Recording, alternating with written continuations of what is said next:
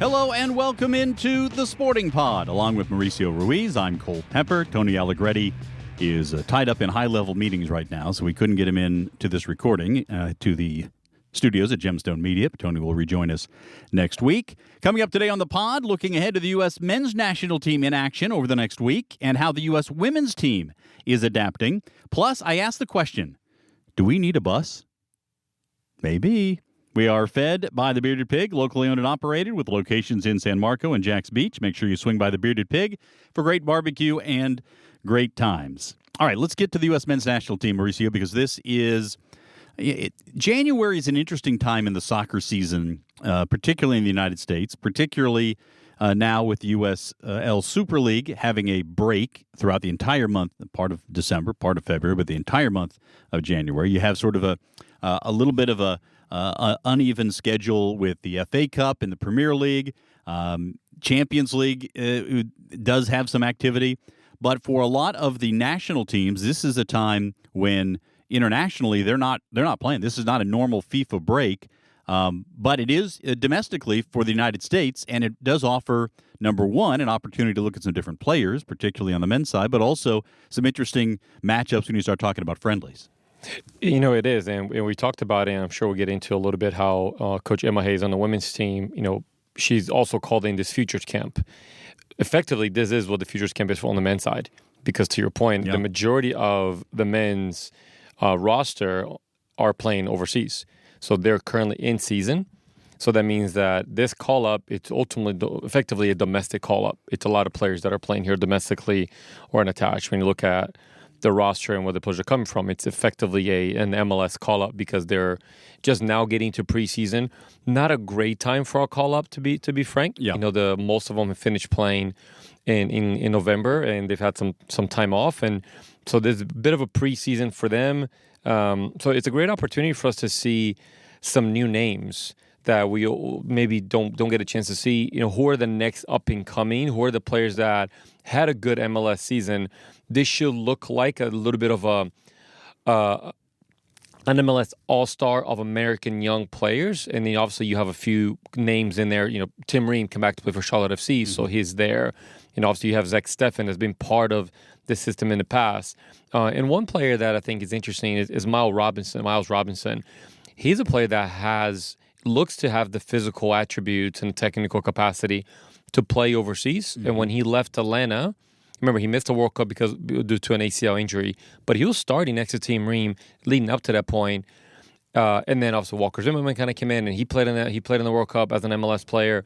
But you know, he's transferred now. Miles Robinson has transferred to FC Cincinnati. But these are players that have done well on the MLS. They don't have a lot of caps. You look at a lot of players on this list. Some of them are this is their first call up. A lot of them have been called up before, but they don't have enough caps. But it's a great opportunity. And the number one question that maybe now we get out of this camp, and who is in between the pipes for the U.S.? Yeah, the goalkeeping situation is definitely an interesting one. Matt Turner had been the guy. Actually got some action last week, I think, in some FA Cup play. But, you've got Drake Callender, who does not have a single cap for the U.S., who's in camp. Matt Freese with NYCFC, same situation. Patrick Schulte's got 2 caps with coming from Columbus, but very limited. And then Zach Steffen, who does have some, has 29 caps coming into this week. You would figure the Steffen will get the first look, but maybe not. I mean, it's going to be interesting to see how that rolls out. And I want to talk about that. And there's one other position group I want to focus on too, but just talking about the goalkeeping situation, in terms of immediate need, that's certainly the area that has the most immediate need for some kind of resolution to that as the World Cup approaches. Yeah, absolutely. I mean, Zach Steffen, he had his European tour. It doesn't mean he doesn't go back to it. I mean, he's still relatively young in his mid-20s, and goalkeepers do tend to mature a little bit later. Matt Freese is a new name into the call-ups. Drake Callender hasn't had a cap. That means he hasn't played, but he has had call-ups in the past. Matt Freese is kind of, he had a great year with New York City FC. But I don't think a lot of people really know outside of the New York City FC kind of landscape. Yep. You don't really know who he is. So probably doesn't get, the nod. I would imagine that most people would love to see Zach Steffen back in a uniform, more mature now. because when he went to City, remember, he kind of became bigger than life, because he's playing for City, but he wasn't playing regular minutes. When he came back to play for the U.S., you don't have the same center backs that Man City have. Right. And he's putting the American center backs in situations that Vincent Kompany was in, that Ruben Diaz and Stones. Well, those guys are not wearing the red, white, and blue on this version of it. They're wearing a different red, white, and blue for England, more white and blue. So it's different, right? It's has Zach Steffen matured, almost taking a bit of a humble pill in a positive way, come back into the MLS, mature a little bit, understanding the players that you have in your surrounding. He had a great year for Colorado. Colorado had a good year, a lot due to that. I would think that a lot of people would love to see the new version of Zach Steffen wearing the jersey. Because remember, at one point, he was supposed to be our goalkeeper the next 15, 20 years. Yeah, he was, and you go back 6, 7, 8 years ago, and that was the expectation that he was going to be, the next guy to sort of follow in the footsteps of Tim Howard. Tim Howard, yeah. Okay, Brad Guzan maybe kind of intermediate, but you're going to have Zach Steffen in the long term. Maybe it starts this time around. He's 29 years old. 29. All right. So, well, still a lot of career in front of him, but I did not know that. Yeah. So, that's quite older than I imagine him being. I thought he'd still be in his mid-20s. What does it say about me? We're all getting older. We're all getting older, but yeah, he's not that young anymore. I think it's interesting. There are only the other position group I wanted to talk about with the midfielders. They only have listed 4 midfielders in this camp. None of them have more than 1 cap, and Emeka Inili of Real Salt Lake doesn't have any. So you've got Jack McGlynn, Philadelphia Union, Diego Luna from Real Salt Lake, and Benjamin Kramashi from Inter Miami. And those guys, so no experience to speak of on the senior team level for the midfield. I found that very odd and very telling, and maybe the fact is that the guys who have been in the midfield have sort of been chewing up all the opportunities for the U.S. over the last couple of years. But all those any midfielder worth their salt right now who's American is playing somewhere in Europe. Yeah, and that's right. I think that's probably the strongest line that we have with U.S. soccer. I think our forward line is pretty good as well, but sometimes inconsistent when you're talking about Flo Balogun, even Tim Weah at times. Excuse me, can be a little bit inconsistent. They're not dominant, but our midfield, when you look at Weston McKennie, when you look at Tyler Adams, help me with the names here. Well, Pulisic has sometimes played in the midfield, I think more lately he's been playing up top, but but you could work him into there. I think Pochettino does want to use him as a 10, so that the one player that's in, he's here listed as a forward, but he's attacking midfield is Jesus Ferreira. Yeah, from Dallas. Well, he actually just got transferred to SC Sounders this week. Oh, okay. Yeah, I missed that. So it's a big. No, he's a goal scoring midfield. He kind of comes in late, but he's like the number 10 underneath player.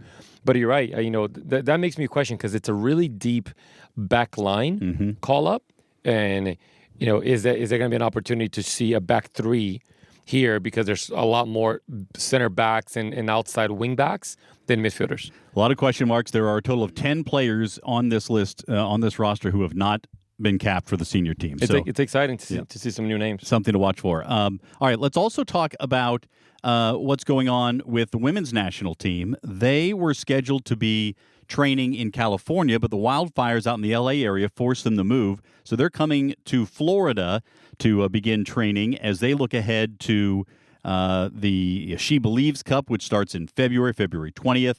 But this, in a similar way, obviously with NWSL players, you have a lot of those players who are out of season right now for Emma Hayes to deal with. But you've also got, the triple espresso line that's all recovering from the season. So there will be a lot of young players to be looked at, not only with the futures roster, but also just with the main roster because of some of those players who are unavailable to go right now. Yeah, absolutely, and I think it's another really good opportunity. I just love this futures roster kind of concept that you're calling two different rosters, and they're going to train side by side. They're going to train separate but together at the same time, so the future players get a chance to see the top team play And there even might be an opportunity for crossover players that will come from the Futures camp into the full national team camp, especially if you're dealing with some injuries. I love that idea, and I think it's a good opportunity. I think something that Emma Hayes has done well is that transition of the old guard into this refreshing of the new team, but not letting anybody feel very secure. And I think there's a time and place where she will say, okay, hey, this is my roster, this is my team. But every time there's a change in management, I think everybody should kind of get their, the necks on the back of their hair, the hair on the back of the neck up a little bit and kind of just be a little bit tight of behavior. And I think that's actually happened on the men's side as well. But certainly on the women's side, to kind of get them back to dominance, world dominance, as they have had, great showing in the Olympics to begin that process. So it's a good opportunity for even current players. You can see that they have a little bit of extra, hump in a pep in their step, and I think this camp is going to be really good for them. Yeah, and we mentioned last week that the Futures roster includes a Jacksonville native, Avery Patterson. We hope to talk with her when she's in that camp. I'll just let everybody kind of behind the scenes. We had an interview scheduled with her before the camp was moved. Now we're looking to finalize an interview, so we'll have that on radio, TV, and the podcast, and we'll be able to hear from her about her experiences with the Futures camp and working with the U.S. women's national team as well. As far as the senior team is concerned, I'm going to be interested to see where the goals come from. With this group, we'll have to hear about it. There won't be a competition, but you look out there, and again, Trinity Rodman, and company. So Lynn Williams probably going to get a lot of the work in terms of the scoring out of that group. We'll see if somebody like Ashley Hatch or Elisa Thompson may also come in there. Jaden Shaw, who's always been a facilitator and a creator, is in camp. Although I think she just got transferred to North Carolina. Yeah, from San Diego to North Carolina. So we'll see how that all fits in. She'll be there with Ashley Sanchez from North Carolina Courage, who's there in the midfield for this camp as well. There are questions, but I feel like there's more questions with the men's team right now and more opportunities on the women's side in terms of this January camp. Yeah, absolutely. I think there are a lot more questions on the men's team. It seems like if Coach Hayes has a full pantry of healthy players, she knows where she'll go with. Where I don't think Pochettino currently knows that. If everybody's available, I think there's still some question marks. Who plays off the goalkeeper? What's the combination of the back line? You have 3-4 in the midfield, with Musa, Kenny, Adams. There are players of option there. Who plays in those positions? But on the women's side, it's like, okay, who breaks into depth into the roster? One player that we're excited to keep seeing is Lily Johannes from Ajax. She's been called in. She's committed to the U.S. What does that look like kind of going forward? Getting her more and more time. She's a midfield player. She's an attacking midfield player, so she kind of breaks in with Rose Lavelle there. She got Lindsay Horan.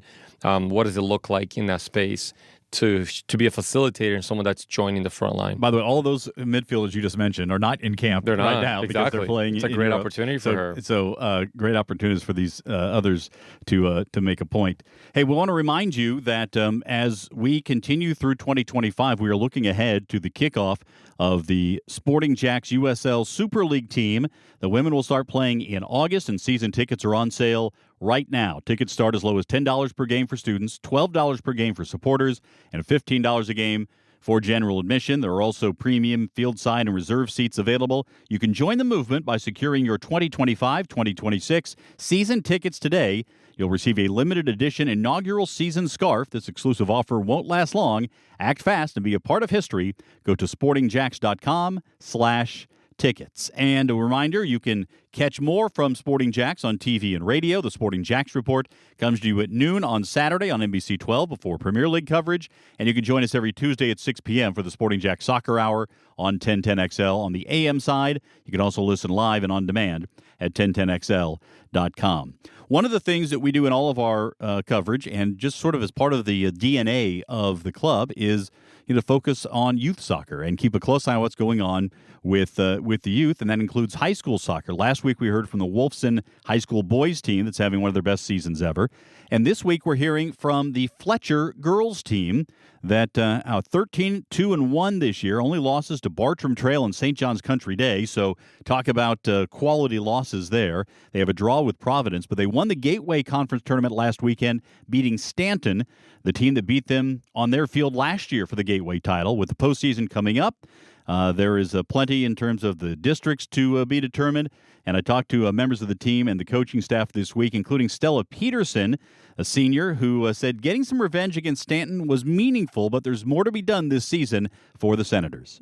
The Gateway meant a lot to us because my sophomore year, we had won it. And then last year, we unfortunately did not win. And that was a really big letdown to us and kind of like shifted our perspective. Like going into playoffs, we kind of didn't feel as confident.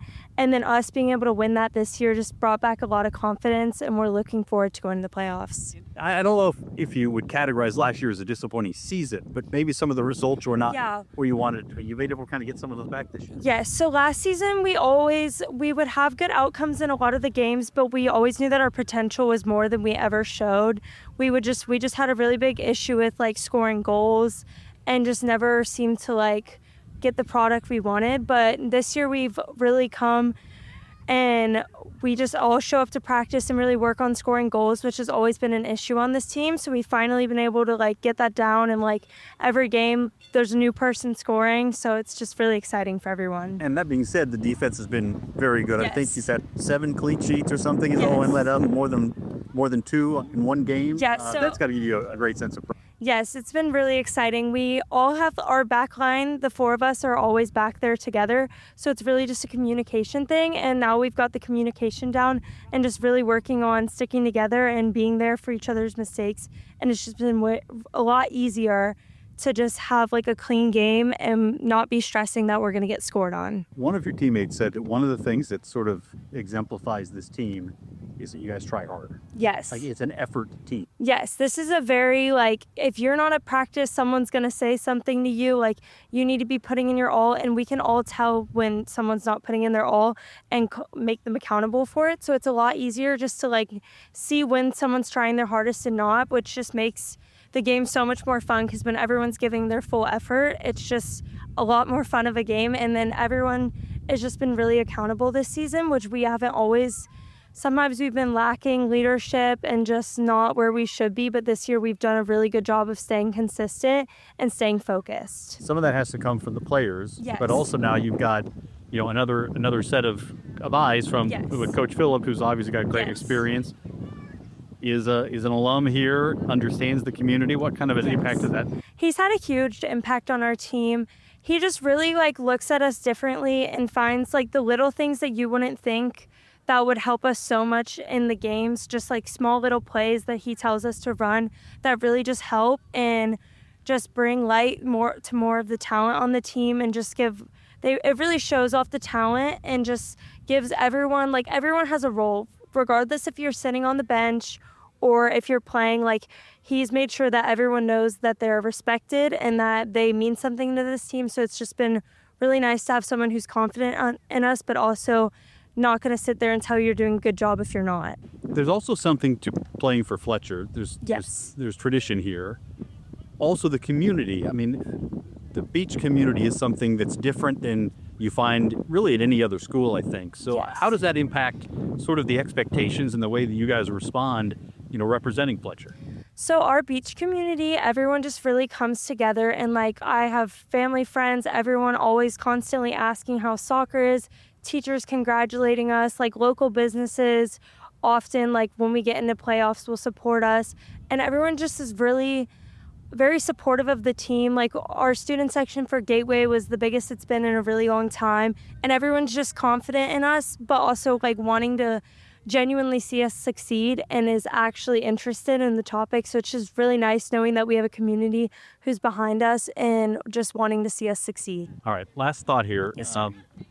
Now that you've got the Gateway Championship, from that standpoint, it's a successful season. How do you make it even more successful here with districts and the states coming up? Gateway was certainly successful for us, but that's never been the end goal. It was definitely, we want to win Gateways, but we've always been looking further than that. And we want a state championship, but I think I'm confident that we can get it if we just keep trying and putting in the effort, but just making it as far into the playoffs as we can and knowing that whatever last game we have, that we gave our all and we tried our hardest and not leaving anything on the field and just having no regrets. I love the comment that she made, talking about if you're not working hard at practice, if you're not doing the extra work, your teammates will know. When you have a player-led culture like that, that's really impressive. She mentioned, we talked about the coach Philip Dansell, a longtime JFC coach, has a daughter on the team as well. He joined with Lauren Chase this year to be co-head coaches,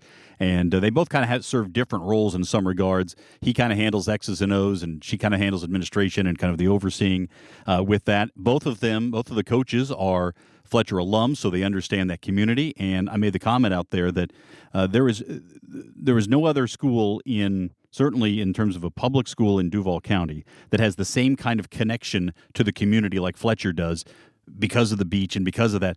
It really is a unique kind of community out there around that high school.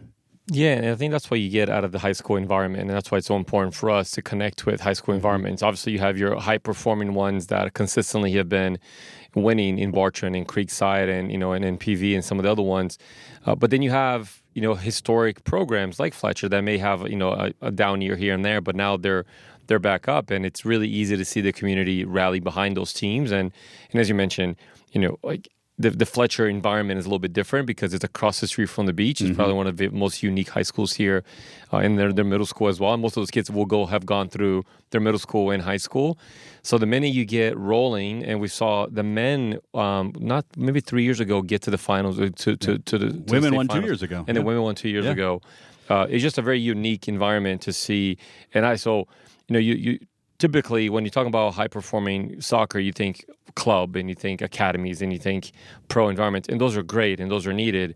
But then you have all these, kind of bubbles all over town that they're doing the same thing. And you have some good, capable coaches, and they're bringing in a great environment. And then when you hear young people, and I'm always impressed by young people when they speak, either you do a really good job of selecting them, the coaches make sure that they know who to talk to, but they're so impressive in the way that they articulate what is currently happening. Because oftentimes it's difficult for young people to articulate what's happening in the moment. They maybe think about, we went through that back then. But to see a young lady like her explain exactly why they're having success, and it's not just about the talent, but it's like the community and the culture of what they're building. We'll have more coming up on the TV show, including a comment from one of her teammates, one of Stella's teammates, who said, because they had a draw and a loss early in the year, and she said, I think we had to go through that so we understood how to win. I mean, for a high school senior to talk that way, to have that kind of perspective, pretty great. And listen, I have covered a lot of high school sports through the years, and I shouldn't be surprised. But when I talk to high school soccer players, not all of them, but on every team, there's at least one, if not more, who just really give me some great perspective that, kind of wise beyond their years kind of perspective than you expect from 16, 17, 18-year-olds. So great to see that in our community. Hey, membership to Sporting Jacks is absolutely free. You can sign up by going to sportingjacks.com. You get discounts on Sporting Jacks official club merchandise, invitations to attend exclusive insider events, automatic chances to win special prizes and experiences, plus the Sporting Jacks monthly newsletter. You can put your deposit down on season tickets as well. Just go to sportingjacks.com. All right, before we get to the Premier League, I saw a story today about the double-decker bus down at the now closed or sold, anyway, King's Head Pub down on Phillips Highway, northern St. Johns County, that they're not going to keep the bus around down there in front of the pub. It's been, like, I would say, one of the more notable and quirky landmarks in Jacksonville. I saw somebody on social media comparing that bus to the dinosaur on Beach Boulevard, right? So I sent in our group text today, our office group text, hey, we should that would be great if we could do something with that. So I'm going to ask you, Mauricio, who has no sign-off power in terms of the budget for this. Should we buy that bus? Do we need a bus? I think we need it. And I think if we're talking about keeping a community and something that is trivial to the community and, especially in our office space and eventually at our stadium, kind of drive the bus to the stadium type of thing, we may end up having to hire a really defensive coach. Park the bus. So we're literally parking the bus outside of our training field, or maybe that's just a gimmick that he uses when we kind of play a more defensive style. But it would be kind of really cool. It would be great because most people have seen the bus at some point, right? Mm-hmm. Even if they can't identify where in the city once they see it. But if we can brand it and we can kind of say, hey, that's the bus that used to be outside of that pub on Phillips Highway, I think it'll be really neat. I don't know if it actually runs. I suspect it does not run. We can push it. But listen, you can always put it on a trailer. That's right. And haul it around. So they're going to have to move it somehow. It's going to get moved one way or another. We might as well be a part of it. And we don't want to see that get crushed. No, no. I think that'd be terrible if that gets crushed. So yeah, hopefully we can put a bid for it right now. It's hopefully it's not going for a lot. Yeah. Maybe we shouldn't be broadcasting it because we might drive the price up. Right. Yeah. True. We won't be bidding against ourselves. I can tell you that for sure. All right. Let's wrap it up with a look at the Premier League. What game are you most looking forward to coming up this week? I can't keep my eyes off of Nottingham Forest right now. I think there's just an unbelievable story, and they have an easier path than Arsenal, which are currently kind of right there tied with them. Arsenal has Aston Villa coming up, and they got Wolves, which has struggled. But Nottingham Forest, they got Southampton coming up in the next round. They got Bournemouth. I think they have some winnable games ahead of them. I can't keep my eyes off of them. Unbelievable story. I'm looking forward to Man U against Brighton at Old Trafford on Sunday at 9 a.m. Man U is 15th in the table. We thought maybe that the changes might do that. They're winless in their last 4. Brighton, by the way, is 11th, 4 straight draws. So maybe it doesn't look like on paper the most interesting matchup. But these two clubs have played some great games, including in August when it was 1-1 into stoppage time. And 5 minutes into stoppage time, João Pedro scored the goal to give Brighton the win. I'm going to ask you a trivia question here. There have been 15 Premier League meetings between Man U and Brighton. What is the all-time series? And I'll give you a little nugget that will help, perhaps. There has never been a draw between these two in the Premier League. Well, so not many games. So this would have been the last really 5 years. So they would play twice. 15 games total. Yeah. So they play twice every year. So they would have been so in 7 seasons, Man U has not been good. Brighton has been much better because 7 times 2, you play twice, and then they're playing the second game this season. So it'll be 16 games. So this is the 8th season. I would probably venture that it's 8-7 Brighton. 8-7 Man U. Very good. Well done. Close, yeah. I was a little surprised. Brighton has been better the last couple of years. Prior to that, even though Man U wasn't, winning titles, they were in the top 4, top 6. So you would expect. I was expecting that maybe it would be like a 10-5 kind of situation, 11-4, something like that. I'm shocked that there's not been a draw. Because both teams typically have been a little more adventurous in kind of how they play, and they kind of go for it. And that would have been, out of those 15 games, I would suggest probably almost 12 of them, 10 of them were on the Graham Potter, which played a really good open style. Yep. And Graham Potter now just took over West Ham. And eventually he went to Chelsea, and that was a colossal there for many different reasons. But Graham Potter's known for playing a very open style of football, and Man U is very aggressive, so that doesn't surprise me. Not many ties. Yeah, interesting. We'll see how it all plays out this weekend in the Premier League. We'll have more coverage coming up as we continue here on the Sporting Pod next week. And make sure to share this podcast with your soccer fan friends. Let's continue to grow the community around the Sporting Pod as we continue to cover everything with what's happening with Sporting Jacks behind the scenes, with the USL Championship and Super League, with U.S. national teams, with the Premier League, and all the big names going around the world of soccer. For Mauricio Ruiz, I'm Cole Pepper. Thanks so much for joining us right here on the Sporting Pod.